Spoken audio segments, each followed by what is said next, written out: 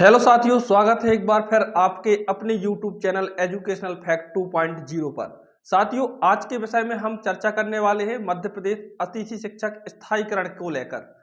इसमें आपको पिछले दिनों में बहुत सारे पत्र वायरल हो रहे हैं अतिथि शिक्षक विद्वान को लेकर, अतिथि शिक्षक जो प्राइमरी और माध्यमिक शिक्षक टीचर हैं इनको लेकर। साथियों, ये जो हरियाणा मॉडल है इसके बारे में बहुत सारी चर्चा करने को आज मैं लाया हूं और जो उसके आधार हैं, जो उसके मुख्य पॉइंट हैं, उसके बारे में आज हम बात करने वाले हैं। आखिर अतिथि शिक्षकों का मध्य प्रदेश में कैसे हो सकता है स्थायीकरण?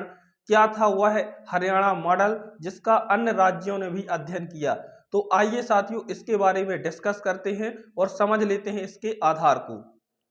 मध्य प्रदेश में भी यह प्रक्रिया लागू हो सकती है, यह मॉडल प्रदर्शित हो सकता है कुछ समय के बाद। तो आखिर क्या था वह मॉडल, उसके बारे में देखते हैं। साथियों, आप यहाँ पे बोर्ड पर नजर डालें तो यहाँ पे लिखा हुआ है मध्य प्रदेश अतिथि शिक्षक स्थायीकरण, अर्थात कि यहाँ पे जो स्थायीकरण की प्रक्रिया है वो किस आधार पे हो सकती है। आप यहाँ पे नजर डालें तो हरियाणा मॉडल क्या है। तो आइए साथियों, उसका जो मुख्य आधार था वो क्या था उसके बारे में हम देख लेते हैं। तो साथियों, जो उसके मुख्य आधार बने रेगुलाइजेशन के वो थे एच टेट सी टेट। ये एच टेट हरियाणा टेट होता है जो एक स्टेट टेट है, इसको पास करना जरूरी था। और सी टेट आप सब लोगों को विदित है कि ये केंद्रीय विद्यालय वाला सी टेट का एग्जाम होता है एक पात्रता परीक्षा के रूप में, उसी एग्जाम को सी टेट कहते हैं। तो इसको यदि किसी ने पास किया है या एच टेट को पास किया है तो वो हरियाणा में अतिथि शिक्षक के स्थायीकरण के दायरे में आ चुका था। इसके बाद हमारा जो दूसरा बिंदु है वो क्या है, लगभग 3 या 5 वर्ष का अनुभव पढ़ाने का उसे शासकीय शाला में हो तो वो भी उसके दायरे में आता था। ठीक है ना, ये सब आधार बने। तीसरा, बोनस अंक, मतलब कि यदि आपने 3 से 5 सत्र तक आपने लगातार शासकीय विद्यालयों में कार्य किया है तो आपको बहुत सारे बोनस अंक प्रदान किए गए आपके स्कोर कार्ड में, जिससे आपका स्थायीकरण में जो चयन मेरिट बनी उसमें आपका नंबर आए। क्योंकि प्रत्येक अतिथि शिक्षक को रेगुलर करना थोड़ी कठिन था तो उन्होंने इस प्रक्रिया को अपनाया। और देखिए साथियों, जो चौथी प्रक्रिया थी वो थी स्कैनिंग। स्कैनिंग का मतलब होता है आपके डॉक्यूमेंट्स को जो आपने उसमें लिंक किया है, चाहे आपका आधार हो चाहे आपकी पात्रता परीक्षा हो, उसको स्कैनिंग के माध्यम से देखा गया। इसके बाद डॉक्यूमेंट्स वेरिफिकेशन आपके ब्लॉक लेवल पे, जिला स्तर पे हुए। इसके बाद लास्ट आपकी जो प्रक्रिया है मेरिट क्रम में चयन, तो लास्ट में उनको मेरिट बनाकर रेगुलर किया गया। जिनके नाम उस पर आए उनको स्थायीकरण के दायरे में 58 साल की सेवा और उन्हें वृद्ध महंगाई भत्ता के साथ रख लिया गया। हालांकि ये अतिथि शिक्षक नियमित होने का दावा नहीं कर सकते हैं, इनको एक नीति के माध्यम से एक सामाजिक सुरक्षा प्रदान की गई। ठीक उसी प्रकार साथियों छत्तीसगढ़ में भी हुआ। छत्तीसगढ़ का भी मॉडल का मैंने अध्ययन किया, उसमें भी पात्रता परीक्षा जिसने उत्तीर्ण की थी और जिनको लगातार 3 या 5 साल का अनुभव था। लेकिन उसमें एक कॉमन बात यह थी कि जो कार्यरत अतिथि शिक्षक हैं उन्हें बाहर नहीं निकाला गया, उनको भी रख लिया गया। चाहे उसने 5 दिन काम किया हो चाहे 7 दिन काम किया हो, पर उनको रखा गया।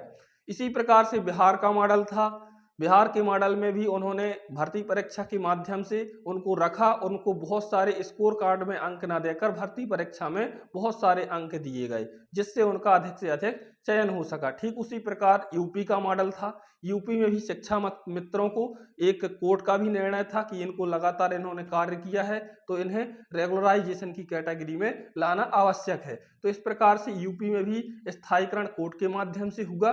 और ठीक उसी प्रकार अपने मध्य प्रदेश में भी इस बिहार मॉडल, हरियाणा मॉडल और ये तुम्हारा छत्तीसगढ़ मॉडल का अध्ययन चल रहा है। आपको भविष्य में एक गुड न्यूज मिल सकती है और आपकी भी स्थायीकरण की प्रक्रिया आगे बढ़ सकती है। अभी वर्तमान में हाल ही में उच्च शिक्षा मंत्री इंदर सिंह परमार जी ने अपने विभाग के अंतर्गत आने वाले अतिथि विद्वानों को स्थायीकरण की प्रक्रिया में संलग्न कर दिया है और उनके लिए एक समिति गठित की गई है जो लगातार कार्य कर रही है। कुछ समय बाद उनका आदेश भी देखने को मिलेगा। हालांकि अभी ये स्पष्ट नहीं हुआ है कि किस प्रकार के उनके लिए नियम रखे गए हैं, कि जो लगातार कार्यरत हैं उनके लिए है या जिनने वर्षों से पढ़ाया है उनके लिए है।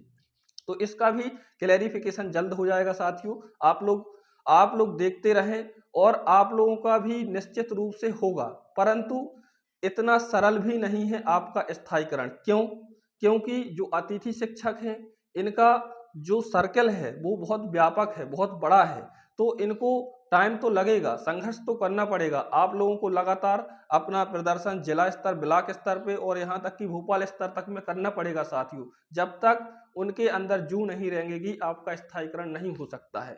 अभी पिछले दिनों में हमारे शिवपुरी के साथियों ने शिक्षा मंत्री राव उदय प्रताप सिंह का घेराव किया और उनसे कहा कि साहब हमारा भी हरियाणा मॉडल के तर्ज पर रेगुलर स्थायीकरण कर दीजिए। तो उन्होंने गिड़गिड़ाते हुए और मुंह मोड़ते हुए जवाब तो दिया कि आपके लिए कुछ अच्छा करेंगे। अब क्या अच्छा होगा उसका तो अभी पता नहीं है, पर वो उन्होंने बोला है कि मैं अध्ययन कर रहा हूँ और हो सकता है कि भविष्य में ये सरकार ऐसी है कि कर देती है, पता नहीं चलता है, तो आपके सामने एक गुड न्यूज आ जाए। दूसरी बात साथियों, अभी आप सुरक्षित महसूस ना करें, क्योंकि आपके लगभग मार्च से जो तबादले हैं, ट्रांसफर की प्रक्रिया है वो भी होने जा रही है। तो लगभग उसमें बहुत सारे अतिथि शिक्षकों को खामियाजा भुगतना पड़ सकता है। तो आप लोग अपनी पोस्ट को बचा के रखें और लगातार संघर्ष करते रहें। साथ में साथियों आपको डॉक्यूमेंट तबादले के बाद आपको बहुत सारे प्रॉब्लम्स हो सकती हैं। कैसी प्रॉब्लम? कुछ अतिथि साथी हमारे ऐसे हैं जो टेट की परीक्षा पास नहीं किए हैं। तो जो अलग अलग हमारे यहाँ जो संगठन बने हुए हैं, कुछ की मांग है कि सर अनुभव के आधार पर रेगुलर कर दीजिए, कुछ चिल्ला रहे हैं कि टेट पास है उनको कर दीजिए। तो ऐसे में तो साथियों मामला गड़बड़ा जाएगा। तो ऐसी प्रक्रिया अपनाई जाए कि जिसमें सभी साथियों को लाभ हो जाए। ऐसा हो जाए कि या तो अनुभव के आधार पर उन्हें 2 साल के बाद उनसे टेट की परीक्षा पास करवा ली जाए, तब ऐसे बहुत सारे अतिथि शिक्षकों को लाभ मिल सकता है।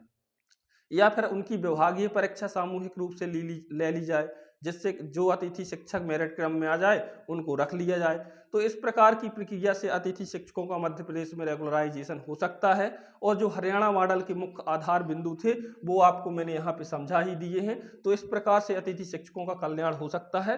तो साथियों बने रहें हमारे साथ, मिलते हैं अगली वीडियो में।